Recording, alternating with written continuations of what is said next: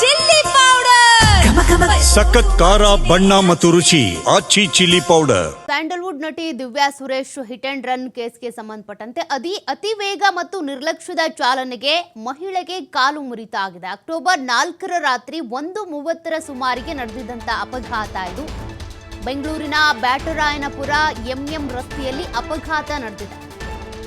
ದೂರುದಾರ ಕಿರಣ್ ಹಾಗೂ ಸಂಬಂಧಿ ಅನಿತಾ ಗಾಯಾಳು ಆಗಿರೋದು. ಅಕ್ಟೋಬರ್ 4ನೇ ತಾರೀಕು ರಾತ್ರಿ 1:30 ಸಂದರ್ಭದಲ್ಲಿ ನಡೆದಿರುವಂತಹ ಅಪಘಾತ ಹಿಟ್ ಅಂಡ್ ರನ್ ಕೇಸ್ ಇದು. ಬೆಂಗಳೂರಿನ ಬ್ಯಾಟರಾಯನಪುರ ಎಂಎಂ ರಸ್ತೆಯಲ್ಲಿ ನಡೆದಿತ್ತು ಅಪಘಾತ.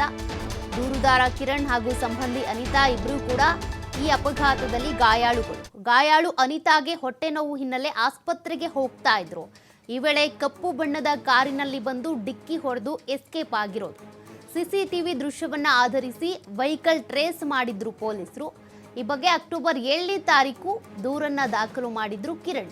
ಸದ್ಯ ಗಾಯಾಳು ಅನಿತಾಗೆ ಮಂಡಿ ಚಿಪ್ಪಿನ ಆಪರೇಷನ್ ಕೂಡ ನಡೆದಿದೆ. ಇದುವರೆಗೆ ಗಾಯಾಳುಗಳನ್ನ ದಿವ್ಯಾ ಸುರೇಶ್ ಸಂಪರ್ಕ ಮಾಡಿಲ್ಲ. ಹಿಟ್ ಅಂಡ್ ರನ್ ಕೇಸ್ ಇದು.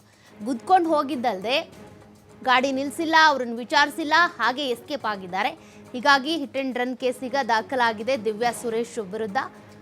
ಇನ್ನೂ ಕೂಡ ಗಾಯಾಳುಗಳನ್ನು ವಿಚಾರಿಸೋದಕ್ಕೆ ಹೋಗಿಲ್ಲ, ಪರಿಸ್ಥಿತಿ ಹೇಗಿದೆ ಅಂತ ಮಾತನಾಡಿಸಿಲ್ಲ, ತನ್ನ ಪಾಡಿಗೆ ತಾನು ಗುದ್ಕೊಂಡು ಹೋಗಿರೋದು. ಅತಿ ವೇಗದ ಚಾಲನೆಯಿಂದಾಗಿ ಈ ರೀತಿ ಅಪಘಾತ ಆಗಿದೆ ಅನ್ನೋದು ಗೊತ್ತಾಗ್ತಾ ಇದೆ. ಅಟ್ಲೀಸ್ಟ್ ಅಪಘಾತ ಮಾಡಿದ ನಂತರ ಮಾನವೀಯ ದೃಷ್ಟಿಯಿಂದ ಅವ್ರನ್ನ ಮಾತನಾಡಿಸ್ಬೇಕಿತ್ತು, ಹಾಸ್ಪಿಟಲ್ಗೆ ಸೇರಿಸ್ಬೇಕಿತ್ತು, ಅದ್ಯಾವುದನ್ನು ಕೂಡ ಮಾಡಿಲ್ಲ.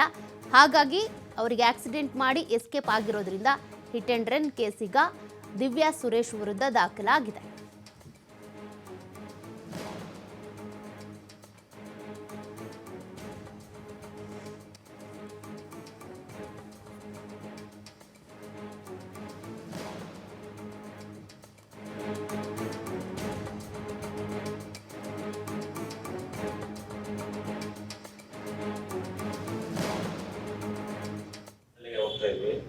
ಹೋಗ್ತಿರ್ಬೇಕಾದ್ರೆ ಬ್ಯಾಟರಾಯನಪುರ ಪೊಲೀಸ್ ಸ್ಟೇಷನ್ ಹಿಂದಗಡೆಯಿಂದ ಕಾರ್ನರ್ ಇದೆಯಲ್ಲ, ಅಲ್ಲಿ ಬ್ಲ್ಯಾಕ್ ಕಲರ್ ಕಿಯಾ ಕಾರು ಲೇಡಿ ಓಡಿಸ್ಕೊಂಡು ಬಂದಿದ್ದು.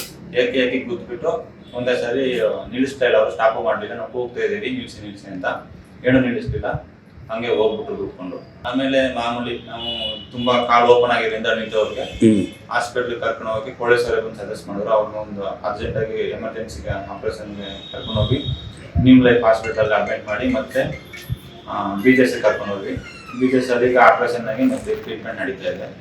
ಇವತ್ತು ಕೂಡ ಒಂದು ಟ್ರೀಟ್ಮೆಂಟ್ ಇದೆ. ಅದು 3 days 2 days ಆದ್ಮೇಲೆ ಆಮೇಲೆ ಅದೇ ಪೊಲೀಸರೆಲ್ಲ ಬಂದು ಇನ್ವೆಸ್ಟಿಗೇಷನ್ ಮಾಡ್ಕೊಂಡು ಆಮೇಲೆ ಇವರು ದಿವ್ಯಾ ಸುರೇಶ್ ಅವ್ರು ಗೊತ್ತಿರೋದು ಅಂತ